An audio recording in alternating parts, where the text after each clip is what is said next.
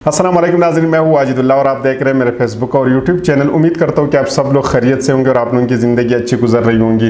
नाज़रीन किराम, आज आप लोगों के सामने 3 बड़े ख़बरें रखूँगा जो बहुत ज़्यादा अहम है। अगर आप इसको एस्केप करते हैं तो शायद जो है ना इस इलेक्शन में आप बहुत ज़्यादा चीज़ें जो है ना वो एस्केप कर पाएंगे। इमरान खान साहब पर पाबंदी लगेगी, उसका तरीक़ाकार क्या है और किस तरीके से इसके ऊपर प्लान बनाया गया है। और इस जो दूसरी बड़ी अहम खबर है जिसके हवाले से हमारे पास डिटेल है, वो इमरान खान साहब के ऊपर गवाह बनाने के लिए जिस बंदे को गिरफ्तार किया गया है, जिसको खुफिया रखा गया है, इसी के हवाले से भी हमारे पास बहुत ज़्यादा डिटेल है जो आप लोगों के सामने रखेंगे। और इसी के साथ साथ आपको ये भी बताएंगे कि मीडिया के ऊपर इस दफ़ा पाबंदी क्यों लगाई गई है और इलेक्शन के जो अनाउंसमेंट है वो 3 या 4 घंटों के अंदर क्यों होगी। इसी हवाले से भी हमारे पास बहुत ज़्यादा अहम मालूमात है जो आप लोगों के सामने रखेंगे। सबसे पहले चलते हैं कि ये जो फैसला कुन हफ्ता शुरू हो चुका है, यानी आज सोमवार यानी पीर का दिन था और ये फैसला कुन मरहला या आप इसको फैसला कुन हफ्ता कह लें कि ये शुरू हो चुका है। और आज से अगले 6 दिन इंतहाई ज़्यादा अहम है पाकिस्तान के लिए और पाकिस्तान तहरीक इंसाफ के लिए। इन 6 दिनों के अंदर जो है ना बड़े बड़े फैसले होंगे और बड़े बड़े फैसले लिए जाएंगे और मुल्क की तकदीर का फैसला या तो ड्राइंग रूम के अंदर होगा या 8 फरवरी को आवाम खुले आम जो है ना ये फैसला करेंगे। इसका भी इन 8 या 6 दिनों के अंदर अंदर इसका भी फैसला हो जाएगा। पाकिस्तान के आवाम जो ना अपना फैसला सुनाएंगे, वो कब सुनाएंगे? वो 8 फरवरी को सुनाएंगे, जो वो पाकिस्तान के आवाम का फैसला होगा। और दूसरा जो ना वो ड्राइंग रूम के अंदर हो सकता है, जो पाकिस्तान के तकदीर को जो ना वो बदल के रख देगा या पाकिस्तान की तकदीर का फैसला यहाँ पे होगा।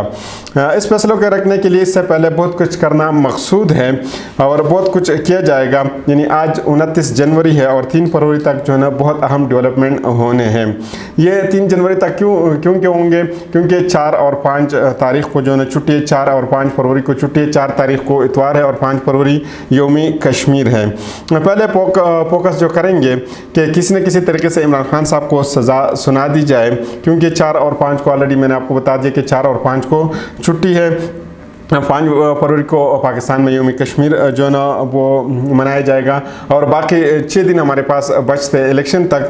तो इन 6 दिनों में कोशिश किया जाएगा कि किसी न किसी तरीके से साइपर का जो केस है इसको कंप्लीट किया जाए और इसी में ये इनका मकसूद भी होगा और इसी साइपर केस में इमरान खान साहब को जो है ना सज़ा भी सुना दी जाए। एक और अहम खबर है जो आप लोगों के सामने जो रखनी है कि एक बहुत बड़ी शख्सियत की गिरफ्तारी हुई है और इसको जाहिर नहीं किया गया है, इसको मीडिया पे नहीं लाया गया है और इसको इन्वेस्टिगेशन के लिए रखा गया है और बहुत बड़ी ये गिरफ्तारी है। और इस गिरफ्तारी का मकसद शायद इमरान खान साहब के ख़िलाफ़ एक गवाह तलाश करना है और किसी न किसी तरीके से जो है ना कोई सरकारी गवाह मिल जाए और सरकारी गवाह इस तोते की तरह जो है ना बयान करे जो इसको बताया जाता है। जिस तरह हमने देखा था कि जिस तरह लोग आते थे और प्रेस कॉन्फ्रेंस करते थे, इनको जो बताया जाता था वो तोते की तरह जो ना वहाँ पे बयान करते थे। लेकिन हकीकत क्या है वो सर पे नज़र है, वो आप लोगों के साथ रखेंगे। तो इंतहाई अहम और शरीफ आदमी है जिसको उठाया गया है और इनको उठाकर इन्वेस्टिगेशन के नाम पर रखा हुआ है। इन पर इतना प्रेशर डाल रहा है और अभी तक वो बच्चों के साथ राब्ते में नहीं है, अपनी अहलिया के साथ वो राब्ते में नहीं है, अपनी फैमिली के साथ वो अपने राब्ते में नहीं है। और वो हमारे उन्होंने सिर्फ इतना उनको कन्वे किया कि वो हमारे पास है और इन्वेस्टिगेशन के लिए हमने रखा हुआ है। ज़्यादा चांसेस ये है कि जिन साहब को उन्होंने उठाया है इनको इमरान खान साहब के ख़िलाफ़ इस्तेमाल करने का इनका मकसूद हो, यानी उनका मकसद ये कि वो इसको इमरान खान साहब के ख़िलाफ़ जो है इस्तेमाल किया जाए।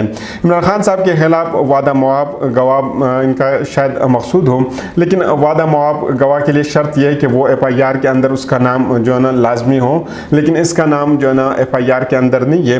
तो शायद इनका मकसूद ये हो कि इनको इमरान खान साहब के ख़िलाफ़ जो ना गवाही देनी पड़े। ये एक काम हो रहा है। और एक और वक़ू आज से कुछ दिन पहले, ये जो वक़ू है ये आज से कुछ दिन पहले हुआ है और इनका आज तक कोई राब्ता नहीं है, यानी इस शख्सियत का अपने ख़ानदान के साथ किसी किस्म का राब्ता नहीं है। इसलिए जो है ना ये साइपर का केस जो है ना इनके गले में लटका हुआ है। अगर साइपर में यानी साइपर में इलेक्शन से पहले इमरान खान साहब को सज़ा सुनवानी मकसूद हो तो इसके लिए बहुत अहम डेवलपमेंट करने होंगे और इसी के ऊपर काम भी किया जा रहा है कि इमरान खान साहब को सज़ा दी जाए। और ये जो ना इसमें अहम चीज़ ये है नाज़रीन किराम के इमरान खान साहब को सज़ा देनी है तो कितनी सज़ा देनी है, इसी का भी प्लान बना के इन्होंने रखा हुआ है और इसी के ऊपर जो है ना बहुत ज़्यादा काम भी हुआ है। कल जो एहतजाज हुआ है इसने काफ़ी आंखें खोल दी है और ये भी बताया कि होश के नाखून ले, अगर पाकिस्तान अवाम अपने घरों के अंदर बैठे हैं तो वो इसलिए बैठे कि वो इंतज़ार कर रहे हैं कि 8 फरवरी तक जो है ना वो इंतज़ार कर रहे हैं कि 8 फरवरी को उनको हक़ मिलेगा और वो जो ना अपना हक़ इस्तेमाल करेंगे, यानी वो जुल्म का बदला जो ना ऊँट से लेंगे। और पाकिस्तान के अवाम का यही ख्वाहिश है कि 8 फरवरी का वो इंतज़ार करें और इनको मौका मिले और अपना जो है ना वो राय इस्तेमाल करें।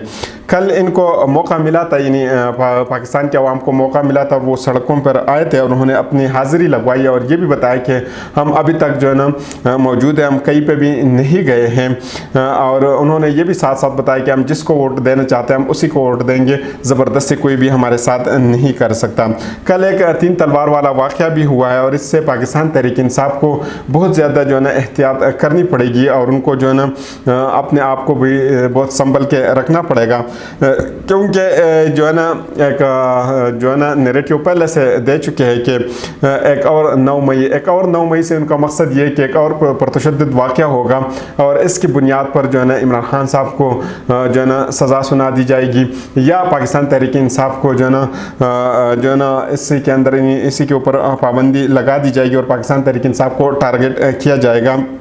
और इससे फिर जो है पाकिस्तान तहरीक इंसाफ को और पाकिस्तान तहरीक इंसाफ के जितने भी सपोर्टर हैं उनको बहुत ज़्यादा नुकसान होगा, तो इससे बचना चाहिए। पाकिस्तान तहरीक इंसाफ के जितने भी सपोर्टर है या वोटर है उनको इसी हालात से बचना चाहिए। इसलिए पूरी कोशिश करनी चाहिए कि अगले 6 दिन के अंदर कोई ऐसी एक्टिविटी ना हो कि जिसको बुनियाद बनाकर या कोई ऐसा जो है ना रिस्क ना लिया जाए कि जिससे पाकिस्तान तहरीक इंसाफ पर पूरा मलबा डाला जाए। लिहाजा पाकिस्तान तहरीक इंसाफ के जितने भी सपोर्टर है या वोटर है उनको इससे बचना चाहिए।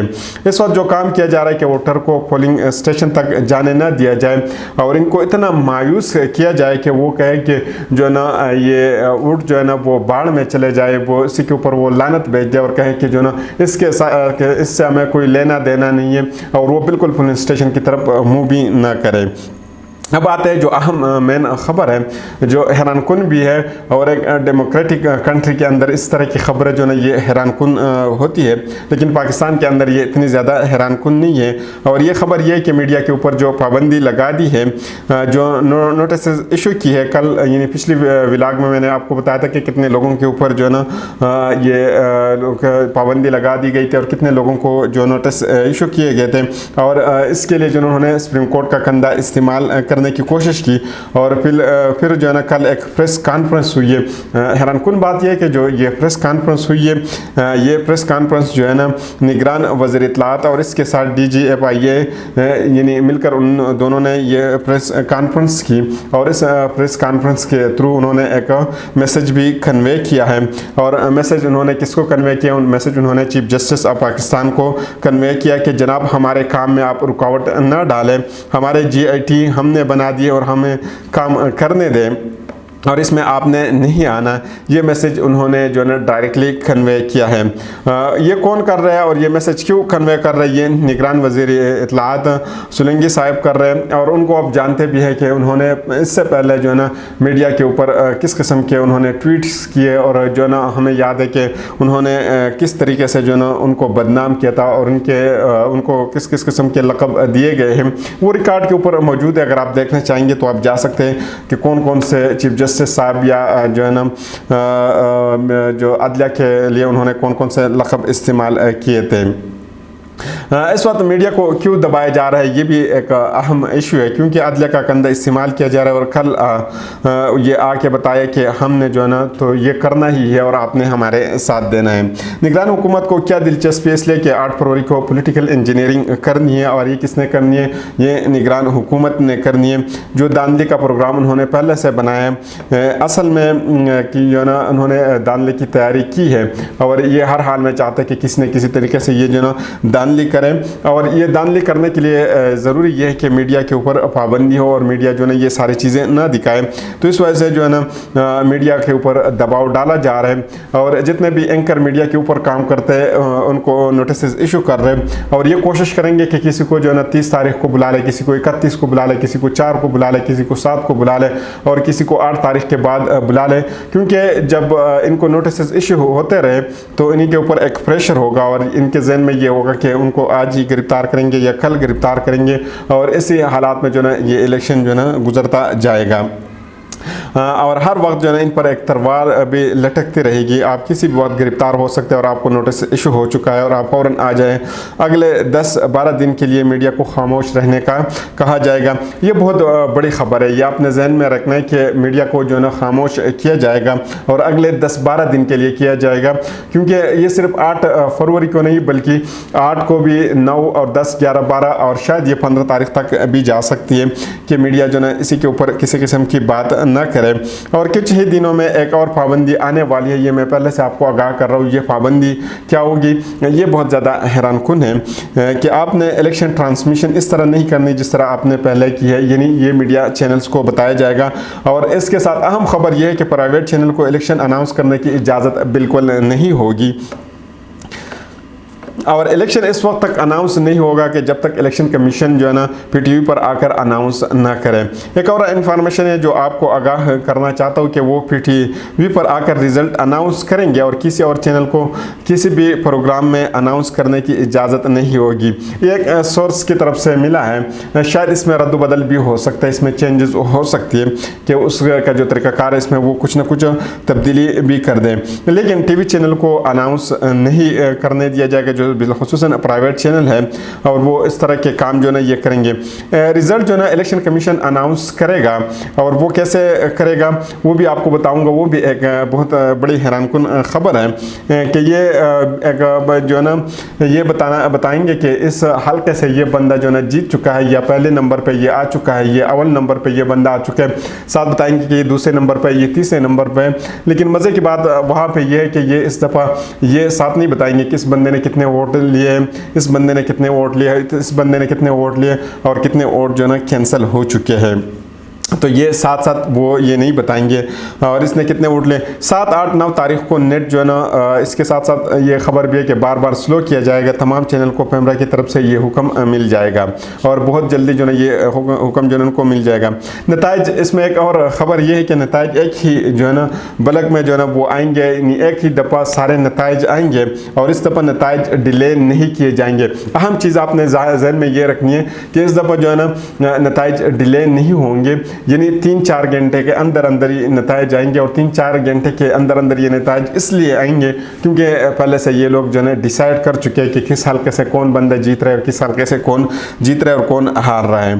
तो 3-4 घंटों के अंदर और बिलखुसूसन 4 घंटों के अंदर अंदर जो है ना ये सारी चीज़ें अनाउंस हो जाएगी किसने किस हल्के से जीता है और किसने किस हल्के से हारा है।